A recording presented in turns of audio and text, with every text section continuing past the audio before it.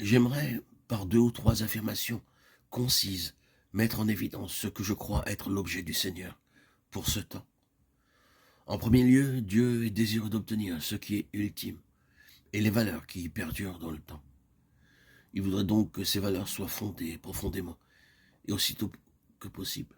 De plus, l'efficacité de la vie du croyant comme celle du peuple de Dieu dépend de la mesure de ces valeurs, de manière intrinsèque et non pas superficielle. Il est donc important que le peuple du Seigneur reconnaisse cela et s'y voue entièrement.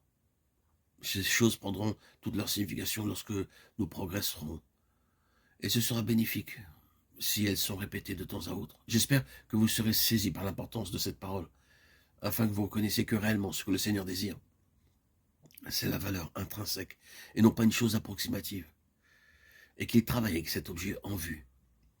Sans nul doute, car le temps est proche, il nous saisira plus pleinement par la finalité de tout cela. Maintenant, voulez-vous considérer avec moi un passage de l'Écriture dans 2 Timothée 1, 8, 10. Nous lisons cette section dans son entier parce que ce que nous désirons voir se trouve dans ce passage.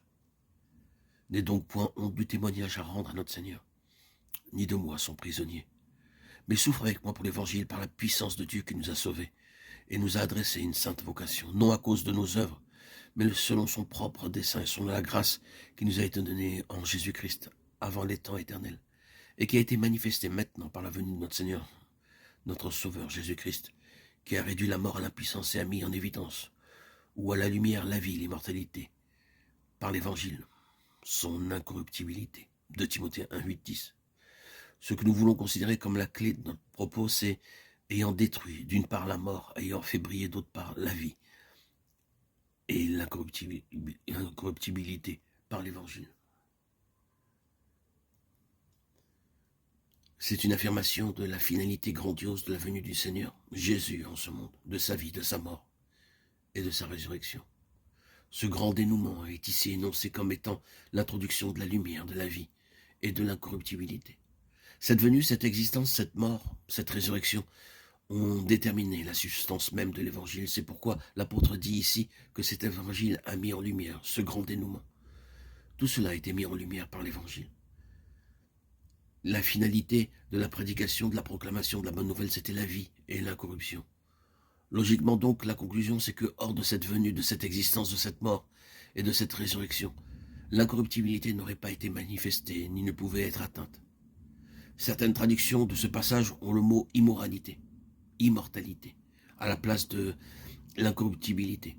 Vie et immortalité sont de malheureuses traductions selon nous, parce que l'immortalité a pris généralement une toute autre signification dans l'esprit des gens que cela qui se trouve ici dans ce mot. C'est pouvoir penser que cela signifie la confirmation après la mort physique, la survie après la vie ici-bas. Mais bien que la Bible enseigne qu'il y aura pour tous cette survie après la mort physique, que tous devront comparaître devant le trône du jugement après la mort, ce n'est pas la signification du mot employé ici. De même que dans plusieurs autres passages du Nouveau Testament, le mot employé ici est lié à plusieurs choses qui sont distinctes. Si je peux employer ce mot « chose » pour le moment, en premier lieu, ce terme est employé en relation avec Dieu. Il est parlé de lui comme le Dieu incorruptible. Romains 1, 23. Vous ne mettriez pas ici le mot « immortel » à la place d'incorruptible, parce que vous reconnaissez tout de suite qu'il y a un certain élément lié à l'incorruptibilité, qui est différent de la seule existence éternelle. C'est le Dieu incorruptible. Ce terme est aussi employé en relation avec le Seigneur Jésus. Car tu n'abandonneras pas mon âme dans le séjour des morts, et tu ne permettras pas que ton sein voie la corruption. Acte 2, 27. Il n'était pas possible qu'il puisse voir la corruption. Le Seigneur Jésus avait une vie et une nature incorruptibles, ce qui signifiait qu'il y avait quelque chose qui triomphait de la mort.